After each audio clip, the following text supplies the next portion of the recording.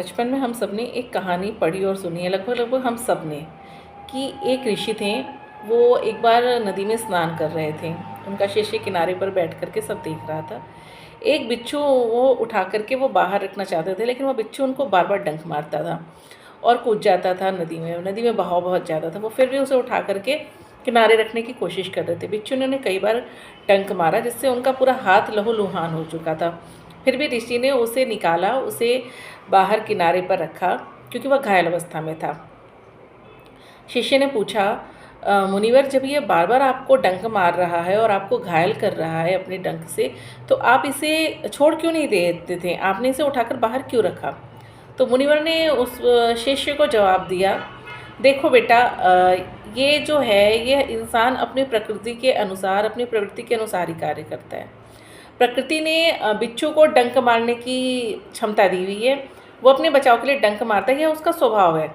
वह अपने स्वभाव के अनुसार कार्य कर रहा है। और हम मनुष्य हैं, हम में सज्जनता और दुर्जनता पाई जाती है।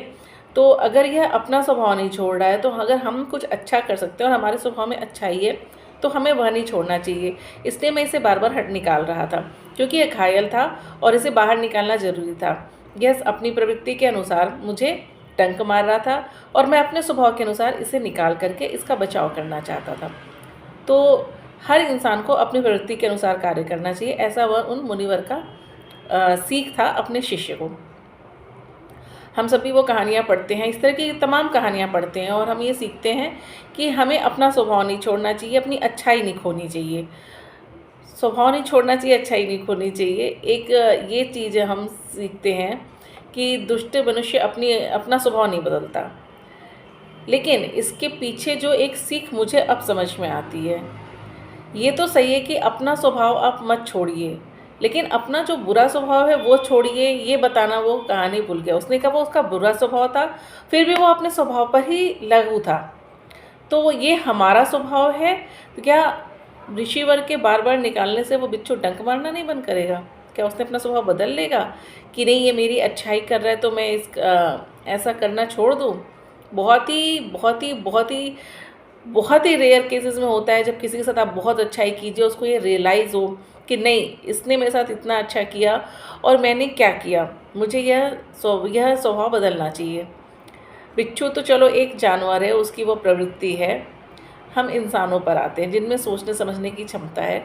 वहाँ भी हम अपना स्वभाव नहीं बदलते, अच्छाई करते जाते हैं, या सोच करके अपनी मोरल के अनुसार हमारी अंतरात्मा मानती नहीं है कि चलो वह अपना काम कर रहा है, हम अपना काम करें। उसका स्वभाव है, और हो सकता है एक दिन हमारी अच्छाई से वह इंसान या वह परिस्थिति बदल जाए। लेकिन ऐसा होता नहीं है। होता ये है कि हम अच्छाई करते करते करते और बुराई सहते सहते सहते, पहले तो हम जब बुराई सहना शुरू करते, किसी का बुरा व्यवहार, और हम अच्छा ही करते जाते हैं, हम उसे जवाब नहीं देते हैं, हम सोचते हैं ये उसका स्वभाव है, ये हमारा स्वभाव है। कुछ चीज़ों को हमें इस परिप्रेक्ष्य में देखना चाहिए कि वह परिस्थिति अनुसार कितनी सही उतरती है और हमारे संदर्भ में वो कितनी लागू होती है। हम बस अंधाधुंध उन चीज़ों का अनुसरण करते हैं। होता क्या है कि हम स्वयं को तकलीफ़ दे रहे हैं। बिच्छू तो एक बार डंक मारा या 2 बार डंक मारेगा, वो तो हम निकाल देंगे। उसी तरह अगर हम उस बिच्छू के डंक को ना निकालेंगे तो उसकी टीस हमें हमेशा रहेगी। उसी तरह यदि हम किसी इंसान को एक बार हमें चोट पहुंचाने के बाद तुरंत हम अपना एक्टिव नहीं होते, हम उससे अपना बचाव नहीं करते, हम उससे अपना संबंध विच्छेद नहीं करते हैं, हम उससे बिल्कुल संबंध विच्छेद करें या ना करें, लेकिन उसको दोबारा से स्वयं को चोट पहुंचाने नहीं देते हैं, हम भी अपना रुख थोड़ा कड़ा नहीं करते हैं, तो हम स्वयं को बार बार डंक मारते हैं। सॉरी। जैसे वो बिच्छू तो एक बार डंक मारा, उसको छोड़ सकते थे, तो वो बार बार डंक मारने की उस टीस की स्थिति ना होती। चलो वो तो ऋषिवर मुनि थे, उनके अंदर तपोबल इतना था कि वह उस चीज़ से छुटकारा पा सकते थे। लेकिन हम आम इंसान सांसारिकता में रहते हैं, हम उस चीज़ को फॉलो करने लगते हैं, उन सीखों को फॉलो करने लगते हैं। परिणाम क्या होता है? हम अपने लिए, स्वयं के लिए दर्द की स्थिति को बार बार पैदा होने देते हैं। हम उस बिच्छू को बार बार स्वयं को डंक मारने देते हैं। और परिणाम क्या होता है, वो जहर हमारे अंदर इतना घुल जाता है, इतना घुल जाता है कि जब हम देखते हैं कि हमारी किसी भी अच्छाई का किसी के ऊपर कोई फ़र्क नहीं पड़ता, इवन वह इंसान ये समझ ही नहीं सकता है, या कोई भी ये नहीं समझ पाता है कि वह गलत है, क्योंकि यह मानव स्वभाव है, मान नहीं सकता कि वह गलत है। अगर वो ये माने कि क्या अच्छाई है क्या बुराई है, उसको समझ में आए, तो कोई किसी के साथ बुरा व्यवहार करे ही ना, किसी को कोई दर्द कोई चोट पहुँचे ही ना।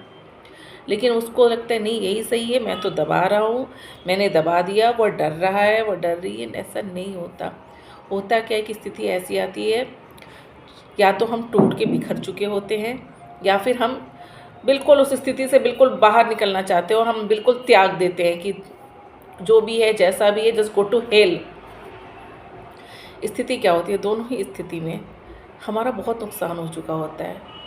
हम अंदर ही अंदर घुल रहे होते हैं, हम उस परिस्थिति को याद करके घुट रहे होते हैं कि ऐसा हमने क्यों, उस समय अगर हमने ऐसा एक्शन लिया होता तो ये परिस्थिति इतनी आगे नहीं आई होती, मैं स्वयं को इतना दुख नहीं दी होती, मेरी चीज़ें इतनी ना बिगड़ती अगर मैं उस पहली चोट पर ही संभल जाता या संभल जाती और इसके विरुद्ध आवाज़ उठाया होता।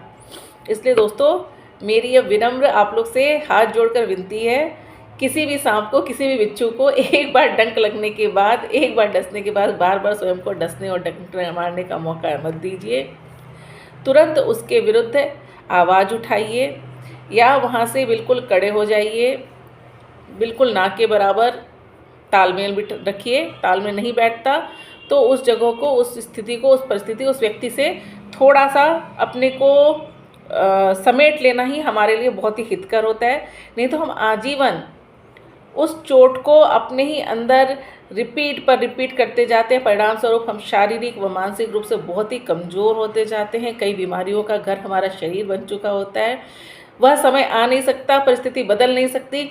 उसको बदलने में, उसके जद्दोजहद में हमें पता नहीं हम अपना और कितना समय और बर्बाद करते हैं, लेकिन समय नहीं लौट सकता। इसलिए हम सिर्फ उस समय का पछतावा करके पश्चाताप करते रह जाते हैं। इसलिए कहानियों को पढ़िए, कहानियों को सुनिए, कहानियों को समझिए, लेकिन उन्हें समझने की कोशिश कीजिए अपने स्वयं के संदर्भ में, अपने स्वयं की परिस्थिति के संदर्भ में। यह ध्यान रखिए कि वह कहानी किसी आम इंसान की नहीं, ऋषि मुनि की थी और हम एक आम सांसारिक इंसान हैं। हमारे पास बहुत सारी अपने परिवार की, अपनी खुद की जिम्मेदारी है। हमारा तपोबल इतना नहीं है कि हम यूं ही सबको क्षमा करते चलें। हम कितना भी बोलें, लेकिन एक टीस, एक दर्द हमारे अंदर बना रहता है। तो मेरी यही विनम्र प्रार्थना है कि सभी उस दर्द से बचने के लिए उस चोट को बार बार सहने का प्रयास मत कीजिए। कोशिश कीजिए उस दर्द, उस चोट से उसी समय दोबारा न पड़ने का प्रयास करें। Thank you.